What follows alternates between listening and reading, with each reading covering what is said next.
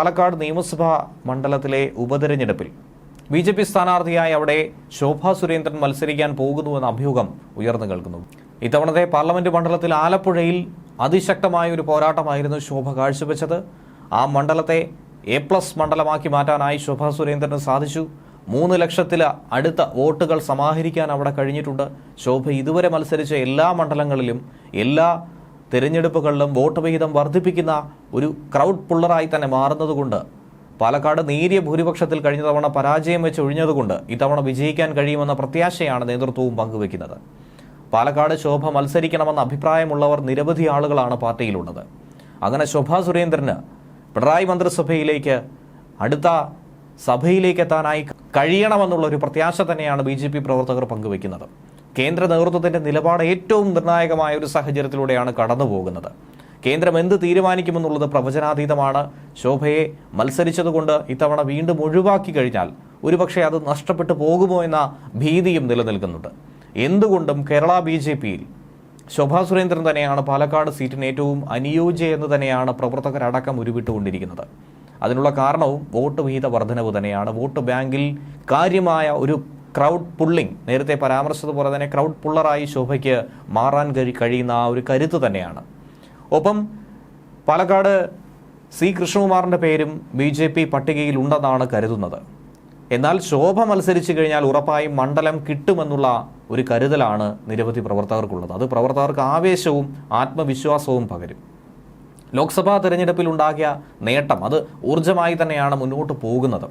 ഇനി പാലക്കാടിൻ്റെ ഒരു ഭൂപ്രകൃതി പരിശോധിച്ച് കഴിഞ്ഞാൽ പാലക്കാട് നഗരസഭയും കണ്ണാടി, മാത്തൂർ, പിരിയായിരി പഞ്ചായത്തുകളും ഉൾപ്പെടുന്നതാണ് നിയമസഭാ മണ്ഡലമെന്ന് പറയുന്നത്. അതിൽ നഗരസഭ ഭരിക്കുന്നത് ബി.ജെ.പി. മാത്തൂരും പിരിയായിരിയും UDF ഭരിക്കുന്നു. കണ്ണാടി മാത്രം CPM ഭരിക്കുന്ന പഞ്ചായത്ത്. പക്ഷേ എന്നിരുന്നാലും വോട്ട് വിഹിതം ശക്തമായി തന്നെ വർദ്ധിപ്പിക്കാൻ കഴിയുന്ന ഒരു മണ്ഡലം. ഇതിനു മുൻപത്തെ കഴിഞ്ഞ ലോക്സഭാ തിരഞ്ഞെടുപ്പിൽ 9,707 വോട്ടിന്റെ ലീഡായിരുന്നു കോൺഗ്രസിനെങ്കിൽ 2ാം സ്ഥാനത്ത് ബി.ജെ.പിക്ക് അപ്പോൾ എത്താനായി സാധിച്ചിട്ടുണ്ടായിരുന്നു. എന്നാൽ ഇതിനിടയിൽ കോൺഗ്രസിന്റെ സ്ഥാനാർത്ഥിയായി പാലക്കാട് ആര് മത്സരിക്കുമെന്നത് ചോദ്യമായി തന്നെ അവശേഷിക്കുന്നു. മുരളീധരന്റെ പേര് ഉയർന്നു കേട്ടിരുന്നു. അതോടൊപ്പം തന്നെ രാഹുൽ മാങ്കൂട്ടത്തിൽ, VT ബൽറാം, അങ്ങനെ പലരുടെ പേര് ഉയർന്നു കേട്ടു. അതിനൊടുവിൽ ഏറ്റവും അവസാനം കേട്ടൊരു പേരാണ് സിനിമാ നടനും സംവിധായകനുമായിട്ടുള്ള രമേഷ് പിഷാരടി. എന്നാൽ ഉപതെരഞ്ഞെടുപ്പിൽ മത്സരിക്കുമെന്ന വാർത്തകളെ പാടെ നിഷേധിക്കുകയാണ് അദ്ദേഹം. മത്സരരംഗത്തേക്ക് ഉടനെ ഇല്ലെന്നും സ്ഥാനാർത്ഥിത്വവുമായി ബന്ധപ്പെട്ട് വരുന്ന വാർത്തകൾ ശരിയല്ല എന്നുമാണ് രമേഷ് പിഷാരടി ഫേസ്ബുക്കിലൂടെ വ്യക്തമാക്കിയിരിക്കുന്നത്. UDF-നൊപ്പം തന്നെ അദ്ദേഹം ഉണ്ടാകുമെന്ന കാര്യത്തിൽ ഒരു സംശയവും വേണ്ട, ഉറപ്പായും ഉണ്ടാകുമെന്ന് അദ്ദേഹം പറയുന്നുണ്ട്.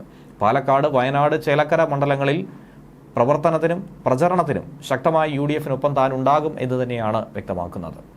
ഷാഫി പറമ്പിൽ വടകരയിൽ നിന്നും ലോക്സഭയിലേക്ക് വിജയിച്ചതോടെയാണ് പാലക്കാട് നിയമസഭാ മണ്ഡലത്തിൽ ഉപതെരഞ്ഞെടുപ്പ് ഉണ്ടാകുന്നത്. കഴിഞ്ഞ നിയമസഭാ തെരഞ്ഞെടുപ്പിൽ മെട്രോമാൻ E. ശ്രീധരൻ വലിയ വെല്ലുവിളിയായിരുന്നു UDF-ന് മുന്നിൽ വെച്ചിട്ടുണ്ടായിരുന്നത്. ബി.ജെ.പി. ഉയർത്തി കടുത്ത വെല്ലുവിളിയെ തരണം ചെയ്തുകൊണ്ടാണ് പാലക്കാട് മണ്ഡലത്തിൽ 3,859 വോട്ടിന്റെ ഭൂരിപക്ഷത്തിൽ ഷാഫി പറമ്പിലിന് വിജയിക്കാനായി കഴിഞ്ഞത്. LDF-ലെ CP പ്രമോദിന് 3ാം സ്ഥാനത്തേക്ക് എത്തേണ്ട ഒരു സാഹചര്യം പോലും ഉണ്ടായി. അതുകൊണ്ടാണ് ബി.ജെ.പി. ഏറ്റവും അധികം പ്രതീക്ഷ കാത്തുസൂക്ഷിക്കുന്ന ഒരു നിയമസഭാ മണ്ഡലമായി പാലക്കാട് മാറുന്നത്. ഇനി ശോഭാ സുരേന്ദ്രന്റെ കാര്യം പരിശോധിച്ചു കഴിഞ്ഞാൽ മത്സരിച്ച മണ്ഡലങ്ങളിലൊക്കെ തന്നെ തീപാറുന്ന പോരാട്ടം. 2019 ആറ്റിങ്ങൽ ലോക്സഭാ മണ്ഡലം ശബരിമല വിഷയം അടക്കമുള്ളതുകൊണ്ട് വോട്ട് വർധനവ് വലിയ തോതിൽ തന്നെ ഉണ്ടായി.